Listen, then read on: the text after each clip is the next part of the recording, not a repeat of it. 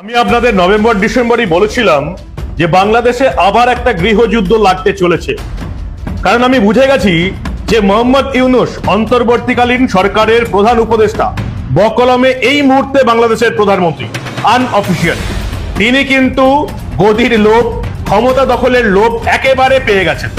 সেনাপ্রধান এবং সাবেক প্রধানমন্ত্রী বেগম খালেদা জিয়ার সাক্ষাতের তাৎপর্য কি? সেনাপ্রধান জনাব ওয়াকারুজ্জামান গতকাল দেখা করেছেন বেগম খালেদা জিয়ার সাথে। মানে আপাত দৃষ্টিতে এটা খুব সৌজন্য একটা মন ভালো করার খবর নিয়ে আসছে। তবে এই প্রথমবারের মতন যে আওয়াজ উঠেছে, এই আওয়াজটা যদি বলবৎ থাকে, যদি ছড়িয়ে পড়ে, তাহলে ভদ্র একটা রাষ্ট্র যখন ডাইরেক্ট অ্যাকশনে চলে যায়, তাহলে বুঝতে হবে যে না, এই ভদ্রক যে এত খেপছে, নিশ্চয়ই ওই মানুষটা খারাপ। একদম মেরুদণ্ড টু অর্থনীতি, সমাজনীতি টু কূটনীতি, সামরিক নীতি টু মৌতনীতি, হ্যাঁ, সবকিছু একটা প্যাকেজে চলে আসছে।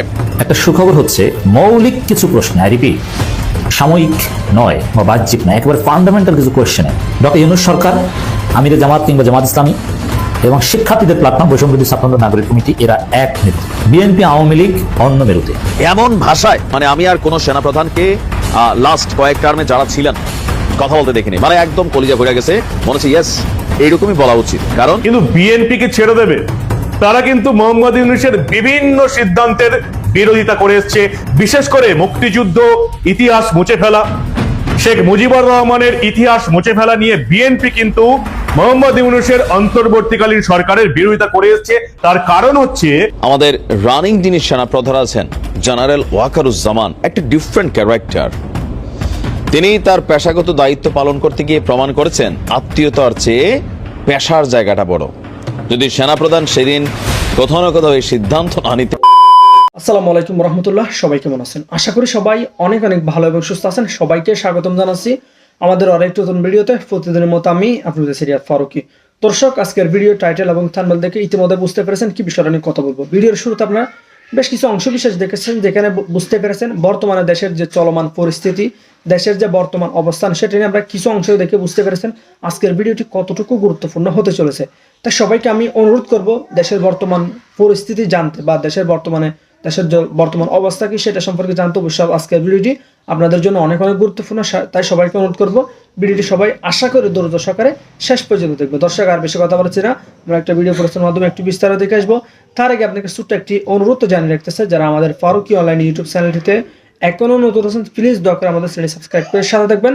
যারা ইতিমধ্যে সাবস্ক্রাইব করছেন তাদেরকে অসংখ্য ধন্যবাদ। যারা সাবস্ক্রাইব করেনি তাদের উদ্দেশ্যে একটি কথাই বলবো, আমাদের চ্যানেলের সাথে থাকুন, দেখতে দেখতে ভালো লাগবে, ভালোবাসা একদিন হয়ে যাবে ইনশাআল্লাহ। আর বেশি কথা বলছি না, আমরা একটু ভিডিও প্রশ্নের মাধ্যমে একটু সেনাপ্রধান জনাব ওয়াকারুজ্জামান গতকাল দেখা করেছেন বেগম খালেদা জিয়ার সাথে। মানে আপাত দৃষ্টিতে এটা খুব সৌজন্য সাক্ষাৎকার বলেই মনে হবে, আর সাক্ষাৎ বলেই মনে হবে। আমরা পত্রিকায় দেখেছি যে বেগম জিয়ার শরীরের স্বাস্থ্যের খোঁজ খবর নিয়েছেন তিনি, সাথে তার স্ত্রী ছিলেন। আমরা জানি বেগম জিয়া খুবই খারাপ অসুখে আক্রান্ত, অসুস্থ, এবং খুব অল্প সময়ের মধ্যে তিনি দেশের বাইরে যাচ্ছেন, সম্ভবত ইংল্যান্ডে। এরকম একটা খবর আমাদের সামনে আছে। এই প্রেক্ষাপটে তিনি তার স্বাস্থ্যের খোঁজ খবর নিতে গেছেন। ব্যাপারটাকে খুবই সৌজন্য সাক্ষাৎ বলে মনে হতে পারে, কিন্তু আমি বিশ্বাস করি বা আপনারা অনেকেও নিশ্চয়ই বুঝতে পারছেন এর অন্য সিম্বলিক ভ্যালু আছে, নিশ্চয়ই আছে। ডক্টর জনাব ওয়াকারুজ্জামান এই মুহূর্তে খুবই গুরুত্বপূর্ণ একটা অবস্থায় আছেন বাংলাদেশে। আমি গতকালই একটা ভিডিও করে বলেছিলাম, প্রথম আলোকে তিনি একটা সাক্ষাৎকার দিয়েছেন, যেখানে এক ধরনের টোন আছে যে তিনি একটা ডিফারেন্ট অথরিটি হোল্ড করেন। তিনি অবশ্যই সরকারের অংশ, কিন্তু তার বাইরেও কিছু একটা আছে, তার এই ধরনের একটা টোন আছে। এটা প্রথম আলোর ইন্টারভিউতে এরকম কিছু থাকুক না থাকুক, তার চাইতে জরুরি কথাটা হচ্ছে আমাদের মানুষের মনে এই ধরনের একটা পারসেপশন আসলে আছে। কারণ এই গণঅভ্যুত্থানের শেষ পর্যন্ত অত্যন্ত গুরুত্বপূর্ণ একটা ফোর্স হিসাবে সেনাবাহিনী এসে হাজির হয়েছে, এবং পরবর্তীতে যে অন্তর্বর্তীকালীন সরকার হয়েছে সেটাও মধ্যস্থতা করেছে, কোঅর্ডিনেট করেছে সেনাবাহিনীর পক্ষ থেকে। আমরা ডক্টর আসিফ নজরুলের একাধিক বক্তব্য থেকে এই ব্যাপারটা বুঝতে পারি। সুতরাং তাদের একটা গুরুত্বপূর্ণ অবস্থান ছিল এবং এখনো আছে। বিশেষ করে তারা ব্যারাকে নেই, তারা যেহেতু বেসামরিক প্রশাসনের সহযোগী হয়ে কাজ করছেন, তারা ম্যাজিস্ট্রেসি পাওয়ার নিয়ে, সুতরাং তারা এখানেও জড়িত আছেন এবং রাষ্ট্র পরিচালনায় ডে টু ডে লাইফে তারা জড়িত আছেন। সাধারণত সেনাবাহিনী এভাবে থাকে না। তো এই সেনাবাহিনী প্রধান যখন বেগম খালেদা জিয়ার সাথে দেখা করতে গেছেন, তার একটা সিগনিফিকেন্স আছে। তার আগে আমি যদি যাই, এবছরের সশস্ত্র বাহিনী দিবস যেটা ছিল 21 নভেম্বর, সেখানে বেগম জিয়া ইনভাইটেড ছিলেন। বহু বছর পর তিনি গেছেন। তিনি নিজে সেনা পরিবারের মানুষ, তার হাজব্যান্ড বাংলাদেশ সেনাবাহিনীর প্রধান ছিলেন, রাষ্ট্রপতি তো ছিলেন, কিন্তু সেনাবাহিনীর সাথে যদি বলি সেনাবাহিনীর প্রধান ছিলেন, কিন্তু তাকে ওখানে যাওয়া নিষিদ্ধ করে রাখা হয়েছিল একরকম। তারপর তো তাকে অন্যায়ভাবে, অনৈতিকভাবে, ষড়যন্ত্রমূলকভাবে জেলেই রাখা হলো। যাই হোক, ওয়াকুরুজ্জামানের এই সাক্ষাৎটাকে আমি এভাবে দেখতে চাই যে সম্প্রতি বেগম খালেদা জিয়ার প্রশ্নে নানান রকম আলোচনা আছে। তিনি দেশের বাইরে যাচ্ছেন, তার সন্তান দেশের বাইরে আছেন দীর্ঘদিন থেকে। এক সন্তানকে তো তিনি হারিয়েছেনই, আরেক সন্তান জনাব তারেক রহমান, যিনি ভারপ্রাপ্ত চেয়ারপারসন, তিনি দেশের বাইরে আছেন। বেগম খালেদা জিয়া যদি দেশের বাইরে চলে যান, বিএনপি কি হবে, কেমন হবে? তাদেরকে বাইরে রেখে আর দেশে ঢুকতে না দিয়ে বিএনপিকে মাইনাস করার চেষ্টা হতে পারে, এই ধরনের আলাপ কেউ করছেন এবং বিএনপি নিজের মধ্যে এক ধরনের মাইনাসের সম্ভাবনা নিয়ে শঙ্কা আছে। তারা বলছেন, এটা প্রকাশ্যেই বলছেন, কারণ তাদের অতীত অভিজ্ঞতা সুখকর নয় এই ধরনের নির্দলীয় সরকারগুলোর কারণে। এবং আমরা দেখবো নানান প্রান্ত থেকে বিএনপি যে ইলেকশন চাইছে, তারা বলছেন যে ইলেকশনটা হওয়া জরুরি এবং সংস্কারের মেজরিটি ইলেকশনের পরে হওয়া উচিত। এটা শুধুমাত্র সরকারের লোকজন না, সরকারের লোকজন তো বলছেনই, অত্যন্ত চাচা ছোলা ভাষায় ক্ষুব্ধভাবে বিএনপিকে বকাঝকা করছেন। এর বাইরেও কিছু মানুষজন, কিছু পাবলিক ইন্টেলেকচুয়ালস খুব জোরে সোরে বিএনপিকে গালিগালাজ করছেন। সুতরাং বিএনপির ওপরে বা বিএনপিকে নিয়ে কোনো ধরনের একটা পরিকল্পনা, বিরাজনীতিকরণের, বিএনপিকে সরিয়ে ফেলার, মাইনাস করার এক ধরনের পরিকল্পনা আছে কিনা, এই আলাপটা একটা জনপরিসরে আছে। সেনাপ্রধান তার সাথে দেখা করার মাধ্যমে আমি মনে করি যে এই বার্তাটা দেয়া হলো যে ভবিষ্যৎ বাংলাদেশের রাজনীতির যে পরিমণ্ডল আছে, সেটায় গণতান্ত্রিক ট্রান্সফরমেশনের ক্ষেত্রে অন্তত সেনাপ্রধান বা বাংলাদেশ সেনাবাহিনী সেটার পক্ষে থাকবে এবং সেখানে সব দল, কোন দলকে বাদ দিয়ে, কোন দলকে কারসাজি করে কোন রকম সমস্যা করা হবে, এইরকম অবস্থানে বাংলাদেশ সেনাবাহিনী নেই। ইনফ্যাক্ট গতকালের সাক্ষাৎকারটা নিয়ে যে কথা বলেছি, সেখানে এক ধরনের বলেছি আবারও যে এক ধরনের ভিন্ন একটা ক্ষমতার কেন্দ্র বলে মনে হতে পারে, যেটা সেনাপ্রধানের উত্তরেও আছে। কিন্তু যেটা জরুরি, তিনি আমাদের ডেমোক্রেটিক ট্রান্সফরমেশনের কথা খুব সিরিয়াসলি বলেছেন। এর আগেও রয়টার্সের সাথে তিনি যখন কথা বলেন, তখনও খুব স্পষ্টভাবে নির্বাচনের জন্য 1.5 বছর তিনি সরকারকে সাহায্য করবেন এই ধরনের আলাপ করেছেন। নির্বাচনের ধরনের সময়সীমাও তার জায়গা থেকে আছে এবং ঘটনাচক্রে আমাদের প্রধান উপদেষ্টার বক্তব্য তার সাথে এখন মিলেছে। সুতরাং সেনাবাহিনী যদি বাংলাদেশের গণতান্ত্রিক ট্রান্সফরমেশন, নির্বাচনের মাধ্যমে, একটা গণতান্ত্রিক ব্যবস্থা নির্বাচনের মাধ্যমেই আসতে হবে এবং নির্বাচনের মাধ্যমেই ধাপে ধাপে এটাকে ঠিক করে তুলতে হবে। সবগুলো ফ্ল, গায়ের জোরে কিছু করা যায় না। অবশ্যই আমাদের এখন একটা সংস্কারের চাহিদা আছে, বিশেষ করে আমি জনগণ শব্দটা বলি না, জনগণ সংস্কার চায়, এটা বাজে কথা। শিক্ষিত সচেতন সমাজের মধ্যে কিছু সংস্কারের দাবি আছে, তারা মনে করেন এবং আমিও মনে করি কিছু সংস্কার হওয়া উচিত এবং এই সংস্কারগুলো অবশ্যই যে মানুষটা সংস্কার চান না, বোঝেন না, তারও জীবনে কাজে লাগবে, এতে কোনো সন্দেহ নেই। তো সেটা ঐক্যমত্যের ভিত্তিতে হতে হবে, সেটা করে একটা Democratic transformation through credible elections, সেটা আসলে হতে হবে।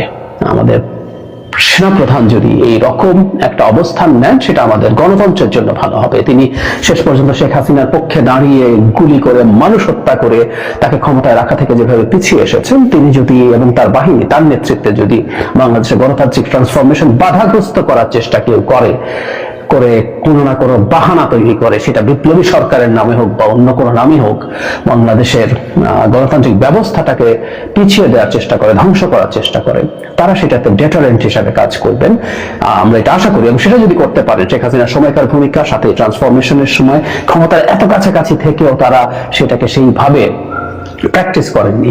এটা আমাদের সেনাবাহিনীর একটা উল্লেখযোগ্য, অত্যন্ত উল্লেখযোগ্য অবদান হিসাবে ভবিষ্যৎ ইতিহাসে লিপিবদ্ধ থাকবে এবং এই সময় সেনাপ্রধান হিসাবে এর কৃতিত্ব জনাব ওয়াকারুজ্জামান নিশ্চয়ই নিতে পারবেন। আর আমি মনে করি খুবই রাইটলি তিনি বেগম খালেদা জিয়ার সাথে দেখা করেছেন। তিনি যখন সেনা কুঞ্জে বেগম খালেদা জিয়াকে নেওয়া হয়েছিল সেই সময়, এবং শুধু সেটাও না, তার সম্পর্কে অনেকবার অনেক মিডিয়াতে বেগম খালেদা জিয়ার কন্ট্রিবিউশন আমাদের এই গণতান্ত্রিক লড়াইয়ে আমি বহুবার বলেছি, নিজের জীবনের ঝুঁকি নিয়ে উনি এটা করেছেন, ওনার আয়ুর ঝুঁকি নিয়ে, লাইফ এক্সপেক্টেন্সির ঝুঁকি নিয়ে। ওনার আয়ু উনি মেডিকেল টার্মস অ্যাটলিস্ট অতটা পাবেন না, আর যেহেতু উনি তার যে লিভার সিরোসিস হয়েছে, ট্রান্সপ্লান্ট নেওয়ার যে সময় ছিল, উনি অনেক আগে কম্প্রোমাইজ করলে উনি এই সবগুলো থেকে ঝুঁকি মুক্ত থাকতে পারতেন, কিন্তু তিনি না, তিনি জেলে গেছেন সরকারের সাথে কোনো কারসাজিতে, সরকারের কোনো সমঝোতায় তিনি যাননি, এবং এরপরে যাবতীয় এই 24-এর দামি আমির আমির নির্বাচনের আগেও তার সাথে নেগোসিয়েট করার চেষ্টা হয়েছিল, কখনোই উনি করেননি। তার এই অবিশ্বাস্য আপোষহীন, তার একটা ব্র্যান্ডিং, তার এই আপোষহীন ব্র্যান্ডিং কখনো কখনো হয়তো ঠিক কাজ করে, কিন্তু বেশিরভাগ ক্ষেত্রে সে 86 থেকে শুরু চমৎকার কাজ করেছে, এবং আমাদের এই ডেমোক্রেটিক ট্রান্সফরমেশনে বেগম খালেদা জিয়া ব্যাকগ্রাউন্ডে সবচেয়ে শক্তিশালী ভূমিকার মধ্যে ছিলেন। আর একটা কথা খুব জরুরি, বিএনপি আজকে যে রাজনৈতিক দল হিসেবে দাঁড়িয়েছে, মানে সরকারের যে যারা স্টুডেন্ট, যারা দল করছেন তারা কিংস পার্টি করছেন, যখন আলোচনা আসে তখন বলা হয় যে বিএনপি তো king's party, BNP king's party, তাতে কি হয়েছে, কিংস পার্টি ভালো হতেই পারে, এরকম কেউ কেউ বলেন। বিএনপি জন্ম ক্ষমতা থাকাকালীন সময় কোনো সন্দেহ নেই, কিন্তু জিয়াউর রহমানের সময় বিএনপি যে তৈরি হয়েছে সেটা আসলে রাজনৈতিক দল হয়ে উঠেছে বেগম খালেদা জিয়ার হাতে। উনি এরশাদ বিরোধী আন্দোলনের সময় এটাকে রাজনৈতিক দল হিসাবে ম্যাচিওর করে তুলেছেন। এর আগেও ছিল, কিন্তু এটা ম্যাচিওর হয়েছে, এবং এরপর শেখ হাসিনার গত 15 বছরে তো এটা অকল্পনীয় সাফল্য অর্জন করেছে। এটা পোড় খাওয়া একটা রাজনৈতিক দলে পরিণত হয়েছে। বেগম খালেদা জিয়া একটা সময় ছিলেন, পরবর্তীতে তার সন্তান জনাব তারেক রহমানের নেতৃত্বে এই কাজটা হয়েছে। বিএনপি সুতরাং এত সোজা একটা রাজনৈতিক দলের ক্ষমতার থাকা অবস্থা, আর ক্ষমতা থাকলেও কি সবাই পারে, জিয়াউর রহমানের দেশের প্রতি, রাষ্ট্রের প্রতি সে কন্ট্রিবিউশন ছিল বলেই তিনি সেটা পেরেছেন। এরশাদ তার দ্বিগুণের মতো ক্ষমতায় থেকেও লাভ কিছু করতে পারেননি। সো এই বেগম খালেদা জিয়াকে আমাদের গণতান্ত্রিক লড়াই, এটা শুধু এইবারকার কথা বলছি না, আবহমান কাল থেকে, সেই এরশাদের সময় থেকে, এরশাদের নির্বাচন প্রত্যাখ্যান থেকে শুরু করে সবকিছু, প্রধানমন্ত্রী হিসেবেও নিশ্চয়ই তার অনেক কৃতিত্ব আছে। কিন্তু আমি অন্তত লাস্ট যে সময়টা ধরে ইউটিউবে এবং ফেসবুকে আপনাদের জন্য কন্টেন্ট তৈরি করি, এই সময়টার মধ্যে আমাদের যে সেনা প্রধানরা আসছেন গেছেন, এদের সকলের মধ্যে আমাদের রানিং যিনি সেনা প্রধান আছেন জেনারেল ওয়াকারুজ্জামান একটা ডিফারেন্ট ক্যারেক্টার। তিনি তার পেশাগত দায়িত্ব পালন করতে গিয়ে প্রমাণ করেছেন আত্মীয়তার চেয়ে পেশার জায়গাটা বড়। যদি সেনাপ্রধান সেদিন কোথাও না কোথাও এই সিদ্ধান্ত না নিতেন, হয়তো শেখ হাসিনা সরকারের পতন হতো, কিন্তু এত সহজে এটা হইতো না, আরো অনেকগুলা প্রাণ ঝরে যেত। আর এরপরে এই অন্তর্বর্তী সরকারের জন্য যতগুলো ভূমিকা তিনি রাখছেন, বা সেনাবাহিনীকে যেভাবে ডিপ্লয়েড করে রেখেছেন, এর পাশাপাশি বিভিন্ন ধরনের বক্তব্য দিয়ে বা বিভিন্ন কর্মকাণ্ড দিয়ে তিনি যেই উদারতা বা সৌজন্যতা দেখাচ্ছেন, সেটা একটা ডিফারেন্ট মেসেজ দেয়। বিষয়টা এমন না যে সেনাপ্রধান আগামী দিনে বিএনপি ক্ষমতায় আসলে তিনিই সেনাপ্রধান থাকবেন, আর সেই ক্ষেত্রে তার জন্য প্রমোশনটা ঠিক থাকে অথবা তার পদবিটা যেন ঠিক থাকে, বিষয়টা তা না। বিএনপি ক্ষমতায় আসতে আসতে সেনাপ্রধান সাবেক হয়ে যাবেন, তারপরে তিনি একটা ভিন্ন রকম চিত্র তৈরি করেছেন। আমার কাছে বিষয়টা ভালো লেগেছে। আর এই ঘটনা দেখে বিএনপির নেতাকর্মীরা উচ্ছ্বাস প্রকাশ করেছে, কেউ বাতাসে উঠছে, কেউ আকাশে উঠছে, কেউ কেউ বলছে যে না দেখো সেনাপ্রধান তো চলে আসছে, মনে হয় আমরা জিতে যাব না। বিষয়টা এরকম না, বিষয়টা অন্য জায়গা থেকে। আপনারা সকলে জানেন যে বিএনপি চেয়ারপারসন বেগম খালেদা জিয়ার শারীরিক অবস্থা খুব বেশি ভালো না। যদি সবকিছু ঠিকঠাক থাকে, এই জানুয়ারি মাসেই তিনি উন্নত চিকিৎসার জন্য লন্ডন যাচ্ছেন। তো তার লন্ডন যাওয়ার আগেই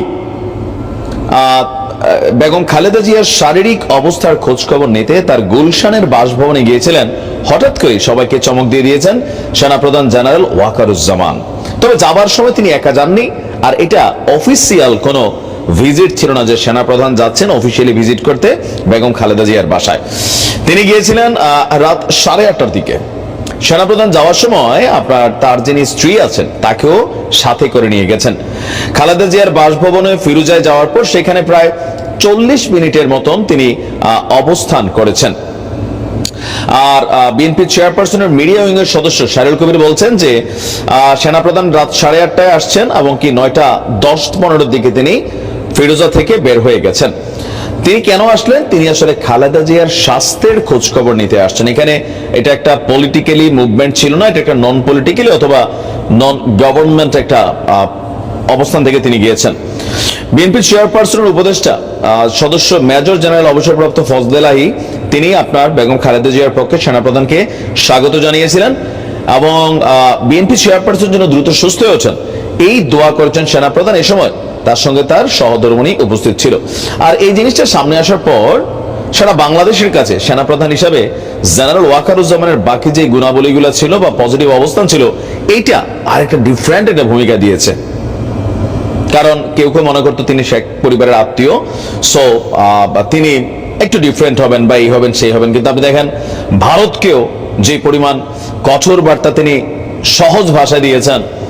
ইভেন বর্তমান পরিস্থিতিকে রিকভার করার জন্য জনগণের উদ্দেশ্য এই দাবি দেওয়া, আজকে এটা চাই কালকে ওটা চাই, মানে বিভিন্ন বিষয় নিয়ে তিনি যে এইম দেখাইছেন। ইভেন সেনাবাহিনীকে নিয়ে যে ষড়যন্ত্রমূলক আপনার নিউজগুলো আসছে যে সেনাবাহিনীর সাথে সরকার আতাত করে সেনাবাহিনীর ক্ষমতা নিয়ে আসবে, তারপর বিভিন্ন ধরনের বক্তব্য কিন্তু আসছে সোশ্যাল মিডিয়া কন্টেন্টে বা মিডিয়া প্ল্যাটফর্মে।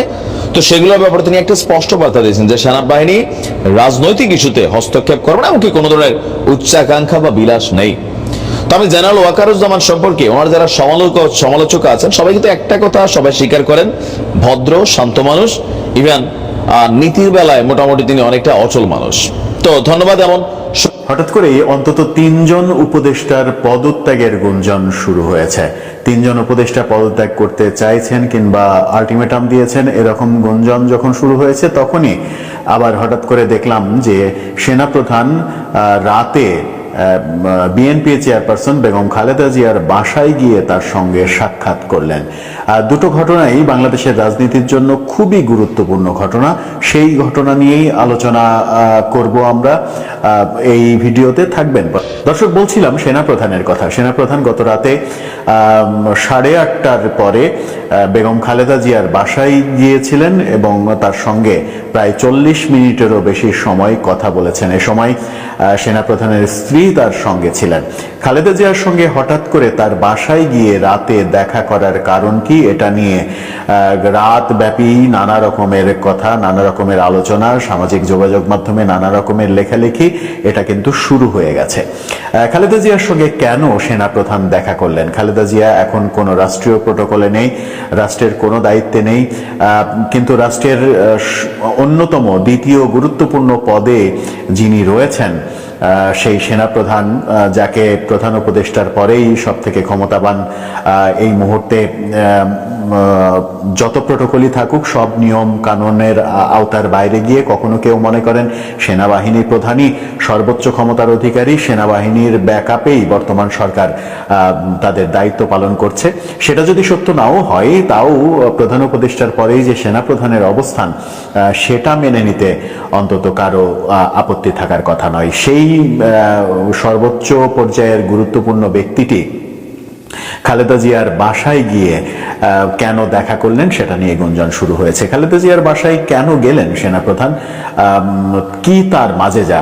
খালেদা জিয়া, তার দল বিএনপি আগামী নির্বাচন, যে নির্বাচনের কথা হচ্ছে সেই নির্বাচনে যদি অংশগ্রহণ করে তাহলে সেখানে বিএনপি সরকার গঠন করবে এরকম একটা আলোচনা রয়েছে। যেহেতু আওয়ামী লীগ সদ্য পতিত মানে দল, আওয়ামী লীগের তো আর ক্ষমতায় আসার সম্ভাবনা নেই, অন্তত এইবার যেটা আলোচনা হয় সেই ক্ষেত্রে বিএনপি ক্ষমতায় যাবে। সেই ক্ষমতায় যাওয়ার প্রেক্ষাপটে খালেদা জিয়াকে কি কোনো বার্তা দিতে গেলেন? কিংবা এমনও হতে পারে যে খালেদা জিয়া, শোনা যাচ্ছে 7 তারিখে তিনি ফ্লাই করবেন, তিনি লন্ডনে যাবেন চিকিৎসার জন্য। কাতার এয়ারওয়েজের একটি এয়ার অ্যাম্বুলেন্স ঠিক করা হয়েছে তার জন্য।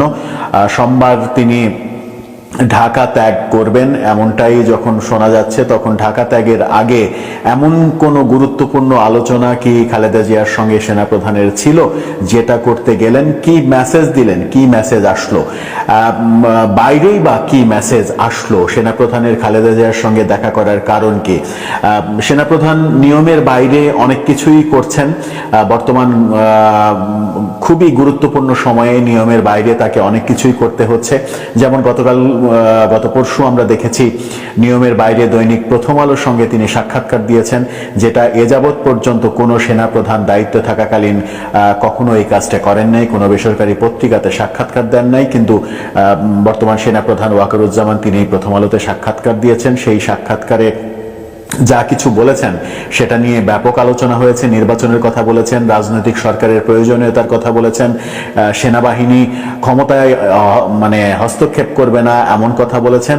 এর পরদিনই দেখা গেল যে গত রাতে তিনি খালেদা জিয়ার বাসায় গেলেন তার সঙ্গে দেখা করতে। খালেদা জিয়ার বাসায় যাওয়াটা কি সেনাবাহিনী প্রধানের একটা সিগন্যাল কিনা? আগামী নির্বাচনকে কেন্দ্র করে যে ধোঁয়াশার সৃষ্টি হয়েছে, সরকার এবং বিএনপির মাঝে যে দূরত্ব তৈরি হয়েছে, সেই দূরত্ব ঘোচানোর চেষ্টা সেনাপ্রধান করছেন কিনা সেই আলোচনাও কিন্তু শুরু হয়ে গেছে। বর্তমান উপদেষ্টা সরকার, সেই সরকারের সঙ্গে বিএনপির দূরত্ব বেড়েছে। সর্বশেষ যে প্রোক্লেমেশন অফ জুলাই রেভুলেশন, সেই ঘটনাকে কেন্দ্র করে দূরত্ব আরো বেড়েছে। মূলত বিএনপির অসম্মতির কারণে শেষ পর্যন্ত বৈষম্যবিরোধী ছাত্র আন্দোলন সেই ঘোষণাটা দিতে পারেনি। এই দূরত্ব ঘোচানোর চেষ্টা করলেন কি সেনাবাহিনী প্রধান?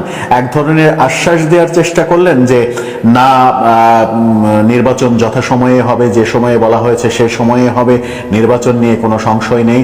যেটা এই প্রোক্লেমেশনের ঘটনাকে কেন্দ্র করে আরো নতুন করে সংশয় তৈরি হয়েছে নির্বাচনকে কেন্দ্র করে, যে নির্বাচন অনিশ্চিত হয়ে যাচ্ছে কিনা, নির্বাচন আদৌ এই সরকার দিতে চায় কিনা। সেরকম বিতর্কিত সিচুয়েশন যখন তৈরি হয়েছে, তখন সেনাপ্রধান খালেদা জিয়ার সঙ্গে দেখা করলেন। সেনাপ্রধান খালেদা জিয়ার সঙ্গে দেখা করলেন সেই দিন, যেদিন কিনা ভারত থেকে খবর আসলো যে ভারতীয় কূটনৈতিক বিশেষজ্ঞরা দিল্লি থেকে বলছেন যে শেখ হাসিনাকে সেনা প্রধান কিংবা সেনাবাহিনী ভারতে পাঠিয়েছে, ভারত নিয়ে যায়নি। সেনাবাহিনীকে নিয়ে অনেক কথা বলেছেন, সেই সেনাপ্রধান খালেদা জিয়ার সঙ্গে কথা বললেন। এটার নিশ্চয়ই গুরুত্ব রয়েছে এবং এই কথা বলার ফলাফল কি হয় সেটা খুব দ্রুতই হয়তো আরো বেশি পরিষ্কার হয়ে যাবে। যখন তিনি এই দেখা করার ঘটনাটা ঘটালেন, ঠিক তখনই গতকালকে সারা দিন ব্যাপী যে গুঞ্জনটা তৈরি হয়েছিল, সেটা হচ্ছে 3 জন উপদেষ্টার পদত্যাগের গুঞ্জন।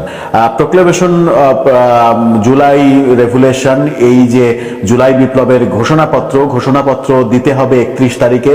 এই ঘোষণাপত্র যে 31 তারিখে দেয়া হলো না, এরপর সরকার দায়িত্ব নিল, সরকার এই ঘোষণা দেবে। সরকারের মধ্যেই সরকারের সঙ্গে ছাত্র উপদেষ্টাদের দ্বন্দ্ব তৈরি হয়েছে, এমন গুঞ্জন কিন্তু বাইরে চলে এসেছে। ছাত্র উপদেষ্টা 3 জন রয়েছেন সেখানে, আসিফ মাহমুদ, নাহিদ ইসলাম এবং মাহফুজ আব্দুল্লাহ। এই 3 জন নাকি পদত্যাগের হুমকিও দিয়েছেন। এই ঘোষণা না দিলে তারা পদত্যাগ করবেন কিংবা পদত্যাগ করতে চেয়েছেন, এরকম গুঞ্জন বাইরে চলে এসেছে। এরকম গুঞ্জন নিয়ে নানা রকমের কন্টেন্ট তৈরি হওয়া শুরু হয়েছে, সামাজিক যোগাযোগ মাধ্যমে এই গুঞ্জন ছড়িয়ে পড়েছে। এই যে জুলাই বিপ্লবের ঘোষণাপত্র, যেটা 72-এর সংবিধানকে ছুঁড়ে ফেলার এক ধরনের পায়তারা, সেই 72-এর সংবিধানকে ছুঁড়ে ফেলতে বাংলাদেশের একমাত্র একটা রাজনৈতিক দল ছাড়া কোনো রাজনৈতিক দল, ছোট বড় কোনো রাজনৈতিক দল ইনক্লুডিং বিএনপি, কেউই চায় না 72-এর সংবিধানকে ছুঁড়ে ফেলতে। ঠিক তখন ছাত্ররা, বৈষম্যবিরোধী ছাত্র আন্দোলনের সঙ্গে এই ছাত্র উপদেষ্টারা এক ধরনের গোঁ ধরেছে যে এই ঘোষণাপত্র দিতেই হবে সরকারকে। সেই গোঁ ধরার মাঝেই তারা পদত্যাগের হুমকি দিয়েছে, এরকমটা বাইরে শোনা যাচ্ছে। তারা পদত্যাগ করলে সরকারের কি খুব বড় ক্ষতি হয়ে যাবে, নাকি সরকার বিপদে পড়ে যাবে? সরকার ছাত্রদের দ্বারা অধিষ্ঠিত, এরকম কথা ডক্টর ইউনূস বারবার বলেছিলেন যে ছাত্ররাই তাদের চাকরিটা দিয়েছে। সেই কারণেই কি এক ধরনের ভয় উপদেষ্টাদের মধ্যে যে তাদের চাকরি চলে যাবে, সেই ভয় থেকে এই পদত্যাগের হুমকিতে তারা জুলাইয়ের ঘোষণাপত্র দিয়েই দিবে, সেরকম ঘটনা কি ঘটাতে যাবে? বিএনপি সহ বাংলাদেশের প্রায় সব রাজনৈতিক দলের অসম্মতি থাকা সত্ত্বেও আমার মনে হয় সেটা তারা পারবে না। কারণ একমাত্র জামাত ইসলাম ছাড়া কোনো দলের সম্মতি নেই এই ঘোষণাপত্রে। জামাত ইসলামকে সঙ্গে করে, জামাত ইসলামকে বন্ধু ভেবে যদি অন্যান্য দলের সঙ্গে ডিস্টেন্স তৈরি করে এই সরকার এবং ছাত্র উপদেষ্টারা এবং ছাত্ররা, তাহলে সেটা হিতে বিপরীত হওয়ার সম্ভাবনাই বেশি বলে বিশ্লেষকরা মনে করছেন। দর্শক, আপনার কি মনে হয় সেনাপ্রধানের এই দেখা করার সঙ্গে এই যে উপদেষ্টাদের পদত্যাগ করার গুঞ্জন যেটা ছড়িয়ে পড়েছে, এটার কি কোনো মানে কানেকশন রয়েছে, কিংবা সেনাপ্রধানের দেখা করার সঙ্গে বিএনপির সঙ্গে যে সরকারের দূরত্ব তৈরি হয়েছে সেই দূরত্ব ঘুচানোর কি কোনো চেষ্টা করা হলো, নাকি তিনি বিদেশে যাচ্ছেন চিকিৎসার জন্য? Breaking news, breaking news, breaking news. দর্শক বন্ধুরা, সমন্বয়কদের মেরে 2 জনকে আইসিইউতে পাঠিয়ে দিল আওয়ামী লীগের ছাত্রলীগ। এটা কবেকার ঘটনা? এটি হচ্ছে আপনার গতকালকে মানে বৃহস্পতিবার দিনে সন্ধ্যার সময় এই ঘটনাটি ঘটছে। এই ঘটনাটি কোথায় ঘটছে? এই ঘটনাটি হচ্ছে আপনার খুলনা জিয়া হলের সামনে সমন্বয়ক ভার্সেস আওয়ামী লীগের ছাত্রলীগের একটি সংঘর্ষ হয়। সেই সংঘর্ষের মাধ্যমে সমন্বয়করা সেখানে শান্তিপূর্ণ ভাবে মানে আপনার কোনো একটা মিছিল টাইপের হয়তো বা কোনো সমাবেশ তারা করতেছিল জিয়া হলের সামনে। সেখানে নাকি ছাত্রলীগ যায় এবং আপনার দুই একটা কথা কাটাকাটির মাধ্যমে স্থানীয় তারা ছিল এবং তাদের ভিতরে ব্যাপক আপনার সংঘর্ষ হয়। সেখানে মেয়ে কিংবা ছেলেকে আপনার দেওয়া হয় না, মানে ভেদাভেদ করে না, মানে ব্যাপক ভাবে তাদেরকে পেটানো হয়। এই পেটানোর ক্ষেত্রে আপনার 2 জন কি আপনার আইসিইউতে যায়। তো এই ঘটনাটি কারা ঘটাইছে? উঠে আসতেছে যে আওয়ামী লীগের ছাত্রলীগ। কিন্তু আজকে এসে আপনার এই ঘটনাটি প্রকাশ পেল, মানে সেনাবাহিনী সেটা তদন্ত করে জানালো যে এই ঘটনাটি ঘটছে হচ্ছে সমন্বয়কদের নিজেদের ভিতরে। নিজেদের ভিতরে কেন? তাহলে এখানে আওয়ামী লীগের ছাত্রলীগের নাম কেন আসলো? সেটি হচ্ছে আপনার এই ঘটনাটি যখন নাকি আপনার খুলনা নগরীতে আপনার জিয়া হলের সামনে এই ঘটনাটি ঘটে, ঠিক তখন কিছু সমন্বয়করা বলছে যে এখন আমাদের উপরে যে পরিমাণ চাপ সৃষ্টি হচ্ছে বাংলাদেশের প্রতিটি জেলা থেকে বা আনাচে কানাচে থেকে, এখন যদি আমাদের ভিতরে এই সংঘর্ষের কথাটা ফাঁস হয়ে যায় কিংবা মিডিয়াতে চলে আসে, তাহলে আমাদের নিয়ে বাংলাদেশের মানুষের যে চিন্তা ভাবনা এটাকে আরো নষ্ট করে ফেলবে।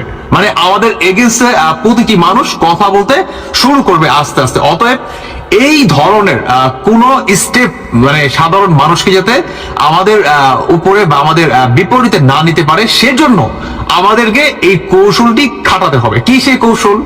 সেটি হচ্ছে আপনার ছাত্রলীগের নাম দেওয়া।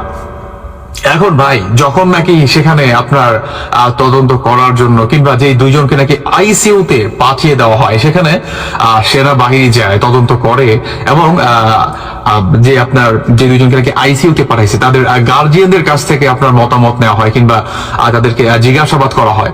তারা বলছে যে এটা সমন্বয়কদের নিজেদের ভিতরে। তো এই সংঘর্ষটা কেন? সংঘর্ষটা সেটি হচ্ছে আপনার ক্ষমতা নিয়ে। মানে তুমি আসল সমন্বয়ক কিংবা আমি তোমাদের লিড দিব কিংবা আমি তোমাদের লিডার, আমি হবো সুপারভাইজার কিংবা আমি আদার্স আরো অন্যান্য কিছু। এখন এটা নিয়ে হচ্ছে নিজেদের ভিতরে ব্যাপক সংঘর্ষ তৈরি হয়। তাহলে আপনি একটাবার ভাবেন, বর্তমান বাংলাদেশে যাই কিছু ঘটুক কিংবা ঘটতেছে সবকিছুই কি তারা আওয়ামী লীগের ছাত্রলীগের নাম দিচ্ছে। কেন দিচ্ছে? কারণ জানে বর্তমান আপনার আওয়ামী লীগ বাংলাদেশে অ্যাক্টিভ না। তার মানে কি আওয়ামী লীগের নাম যদি আমরা দিই আমরা 7 খুন মাফ পেয়ে যাবো। আপনারা দেখছেন সচিবালয়ের মতো ঘটনা কিন্তু তারা আওয়ামী লীগের নাম দিচ্ছে। মানে এখন বাংলাদেশে যাই কিছু ঘটুক না কেন সবকিছুই কি তারা আওয়ামী লীগের নাম দিয়ে পার পেয়ে যাচ্ছে। তো আমার কথা হচ্ছে ভাই, এটা কি ঠিক? এটা তো ঠিক না। আপনারা নিজেরা সংঘর্ষ করছেন কি নিয়ে? ক্ষমতা নিয়ে। মানে ও হবে সমন্বয়কদের লিডার, ওর মাধ্যমে একটা ফান্ড আসবে, সেই ফান্ড থেকে আমরা টাকা উপার্জন করব কিংবা আমরা লুটপাট করব কিংবা আমি হচ্ছে সমন্বয়কদের ভিতরে মেন লিডার, আমি যেটা বলবো সেটা হচ্ছে শেষ কথা, কিংবা আমার আন্ডারে শত শত পোলাপান থাকবে। তোমাদের ঢাকা থেকে সার্জিস হাসনাতের ভাইয়ের থেকে যদি কোনো ফান্ড আসে, সেই ফান্ডটা আমার হাতে আসবে এবং আমি তোমাদের মাঝে বিতরণ করব। মানে এইগুলা নিয়ে হচ্ছে তাদের ভিতরে সংঘর্ষ হয়। তাহলে সেখানে ভাই ছাত্রলীগ কিভাবে ঢুকলো? আমার প্রশ্ন, ছাত্রলীগ এখানে কিভাবে ঢুকলো? আমার তো কোনো নাই, তাই না? এখানে তো ছাত্রলীগ আসা কোনো মানে নাই, স্কোপই নাই। তাও তারা কি ওই যে আমি তো আপনাদের পড়ে শোনাইলাম যে সাধারণ মানুষদের মনের ভিতরে তাদেরকে নিয়ে যাতে কোনো প্রশ্ন কিংবা বিদ্বেষ আপনার তৈরি না হয়, একটা সংশয় যাতে তৈরি না হয়, তাদেরকে যাতে ঘৃণা না করে সাধারণ মানুষ, এটার জন্য কি তারা আওয়ামী লীগের নাম দিয়ে বেড়াচ্ছে। তাহলে একটা মানে কথা বলতেই হয়, মানে বলা ঠিক না, তারপর বলতে হয় যে ভাই আপনাদের বউ বাচ্চাকে একটু সাবধানে রাখবেন। কেমন মানে কোন দিন কি হয়ে যায়, দেখা গেছে আপনার 4 মাসের গর্ভবতী হয়ে গেছে, 5 মাসের গর্ভবতী হয়ে গেছে, তখন দেখা গেছে যে কি বলবেন যে ছাত্রলীগ ঘটাই দিছে কিংবা আওয়ামী লীগ ঘটাই দিছে। অসম্ভবের কিছু নেই। কেমন, কারণ আপনারা প্রতিনিয়ত যে পরিমাণ এই ধরনের অনাকাঙ্ক্ষিত নিজেদের ভিতরে কিংবা আপনাদের প্ল্যান মোতাবেক মানে মাস্টার মাইন্ড, হ্যাঁ আপনাদের মাস্টার মাইন্ড দিয়ে আপনারা একটা গেম খেলবেন এবং সেই গেমটার ফিনিশিং টাচ হবে কাকে দিয়ে? আওয়ামী লীগের, ছাত্রলীগ কিংবা যুবলীগ কিংবা কোনো একটা মানে পদবিকে, মানে আওয়ামী লীগের উপরে আলটিমেটলি আপনারা কি দোষ চাপিয়ে দিচ্ছেন। এটা কেন? এটাকে বন্ধ করেন। কেমন? কারণ বাংলাদেশের মানুষ আপনাদের এই ঘোল আর খাবে না। কারণ বাংলাদেশের মানুষ বুঝে গেছে, হ্যাঁ আপনাদের সেন্টিমেন্ট আর বাংলাদেশের মানুষের ভিতরে কাজ করবে না। অতএব এই ধরনের অনাকাঙ্ক্ষিত নিজেদের ভিতরে ঘটনা না ঘটিয়ে দেশটাকে শান্ত রাখেন। কিভাবে বাংলাদেশের আগামী দিনে সুন্দর একটা দেশ উপহার দেওয়া যায় এবং আপনার সংস্কার কাজ শেষ করা যায় সুষ্ঠু একটা নির্বাচনের মাধ্যমে। তো প্রিয় দর্শক, এই বিষয়টি আপনার মতামত জানাবেন কমেন্ট সেকশনে। আর আমাদের চ্যানেলটিতে এখন নতুন থাকলে অবশ্যই চ্যানেলটি সাবস্ক্রাইব করে সাথে থাকবেন। আর কে কোথা থেকে আজকের ভিডিওটি দেখেছেন অবশ্যই দ্রুত কমেন্টে জানিয়ে ফেলেন। ধন্যবাদ সবাইকে।